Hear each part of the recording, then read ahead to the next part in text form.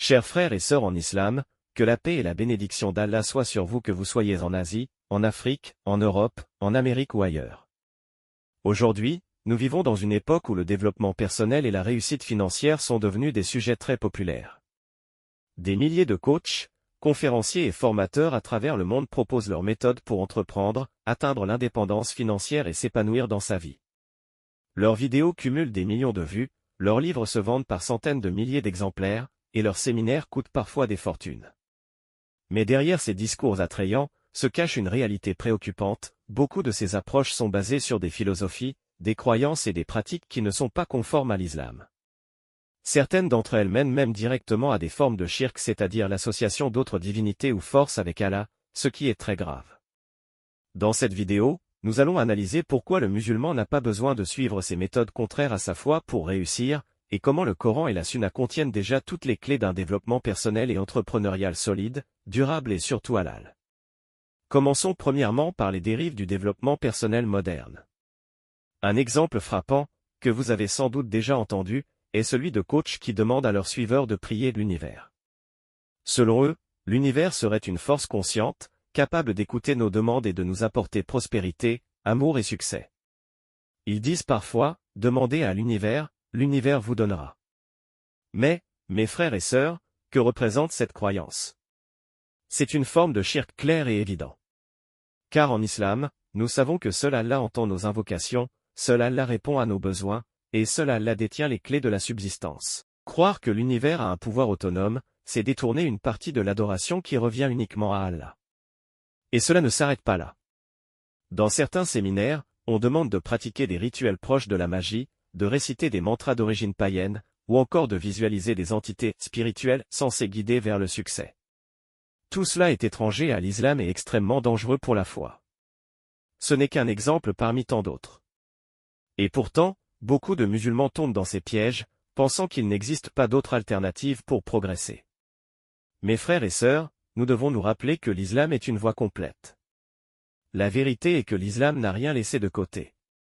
Comme le dit Allah dans le Coran, aujourd'hui, j'ai parachevé pour vous votre religion, et accompli sur vous mon bienfait. Et j'agrée l'islam comme religion pour vous. Sourate 5, verset 3. Cela signifie que notre religion contient déjà toutes les réponses, y compris sur le plan de la réussite personnelle et sociale. Le prophète, paix et salut sur lui, en tant que messager d'Allah, mais aussi en tant que chef, mari, père, leader et stratège, nous a laissé un modèle complet.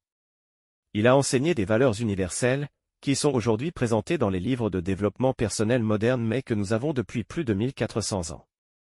Par exemple, les coachs demandent souvent à leurs conférenciers d'apprendre à pardonner pour voir leurs affaires prospérer.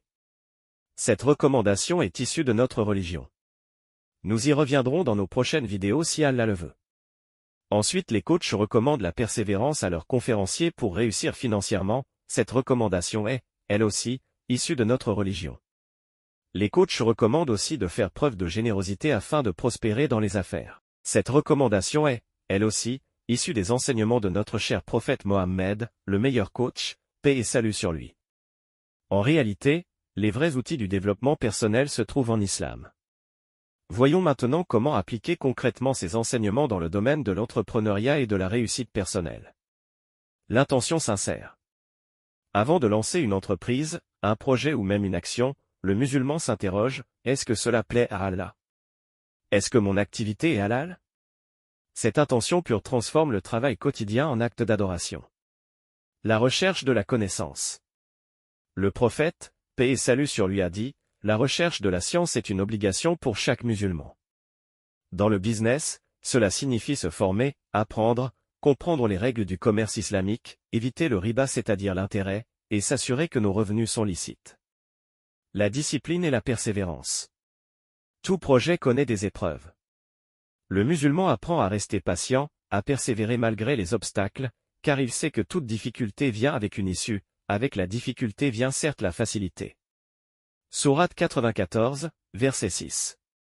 Parlant de la confiance en Allah, le musulman fait de son mieux, puis remet le résultat entre les mains d'Allah. Contrairement à ceux qui s'adressent à l'univers, nous savons que seul Allah accorde le succès. L'éthique et l'honnêteté sont indispensables si tu veux avoir un succès retentissant dans les affaires. Le prophète, paix et salut sur lui, était surnommé le digne de confiance. Dans le commerce, l'honnêteté est une clé majeure du succès. Un entrepreneur musulman prospère sur le long terme s'il est juste et transparent. Enfin, la générosité, le pardon, l'aide aux plus faibles, apportent la bénédiction et le soutien divin dans vos initiatives. Ils constituent un raccourci pour le succès multiforme.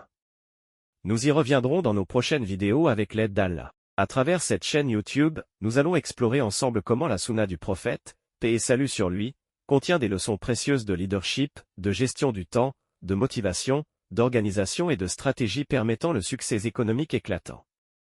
Vous aurez droit à des rappels, des histoires de succès, des outils et des méthodes directement inspirés de notre religion, pour vous aider à réussir sans jamais compromettre votre foi.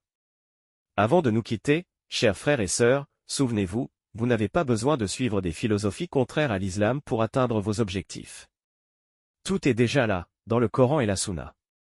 Un voyage fascinant vous attend à travers cette chaîne YouTube, celui de l'entrepreneuriat conforme aux principes islamiques. Alors, si vous voulez découvrir comment l'islam peut vous guider vers la réussite financière, personnelle et spirituelle, abonnez-vous et activez la notification. Et rappelez-vous toujours cette parole d'Allah, si vous êtes reconnaissant, très certainement j'augmenterai mes bienfaits pour vous. Sourate Ibrahim, verset 7.